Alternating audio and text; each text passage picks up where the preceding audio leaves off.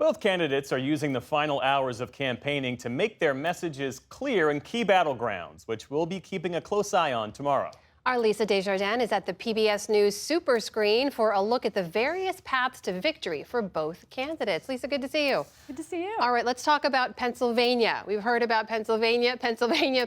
Why is it so critical for both candidates on their path to 270? The Keystone State living up to its name.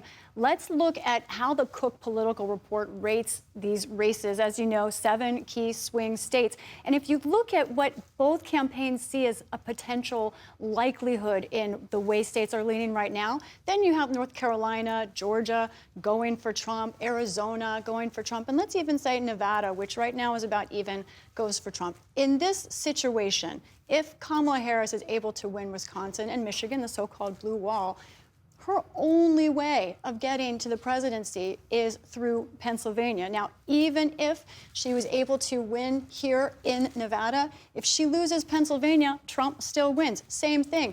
Even Arizona, if she's able to win there, she still needs to win in Pennsylvania. So for the Democrats, the Keystone State is absolutely critical.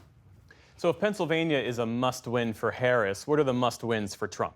Right. Let's look at the alternate scenario here. So let's say that Trump is able to win in Arizona and in Nevada. Now, here we go. Let's leave Pennsylvania off the board for just a second and leave it blank. Now, if he can't win in North Carolina and Georgia, his path gets much more difficult. I'll show you what I mean. 16 points here in North Carolina. Let's say it goes to Kamala Harris. That puts her at 267, just 3 points away from winning it all. So in other words, if Trump wants to win, he's got to win in Pennsylvania and in Georgia, and that's a strange combination. If he's able to do well enough in Pennsylvania and still lose North Carolina, that's a scenario Republicans don't really see happening because of the way voter groups overlap. In other words, some of these early states in the night, North Carolina and Georgia, the South, the Southern wall, Republicans really want that to come in for them. If Trump can't win in both of these states, he really may have a problem for the rest of the night. So, Lisa, move us away from the battlegrounds for a second, because Iowa and New Hampshire are back in the headlines. Some surprising polling over the weekend and some shifts. What happens if those states are in play? That's right. 2 different sets of expectations and effects from these states. Now, let's talk first about Iowa. Again, let's start with this base scenario where Harris is able to win the blue wall and that 2nd district in Nebraska. Trump wins these other states in the Sun Belt. Let's say Harris is able to switch Iowa and its 6 electoral votes. That gets her up to 276, but it really doesn't change the map for her. She can still win here, lose here. It really doesn't affect her win or loss ability as much as it would give her more points on the board. New Hampshire's a different situation because this is the situation Republicans fear, is Harris running the blue wall through these 3 states, getting 270 electoral votes. They need another path. This is why you saw Vice Presidential candidate J.D. Vance go to New Hampshire, try to pick up these 4 electoral votes, gets them to 272. They just want another potential pathway to the presidency. Now, is this likely?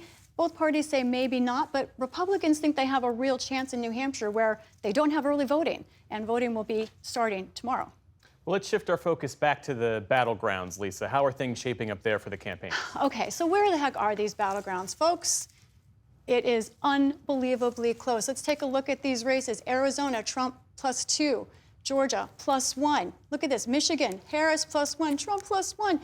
Even in North Carolina, even in Pennsylvania, Wisconsin +1. I don't know if I've ever seen a group of 7 battleground states this close. Now, of course, this isn't a statement of the exact state of the race, but it tells you that it's close. It's a virtual tie. All of these races within the margin of error, most certainly, as we stand and look at it right now.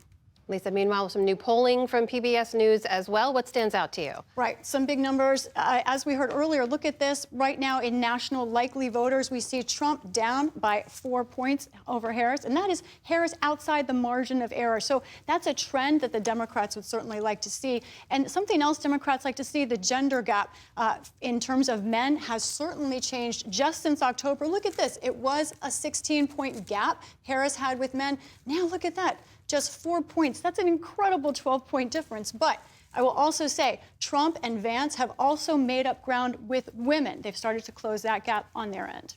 Lisa Desjardins, our thanks to you as always. You're welcome.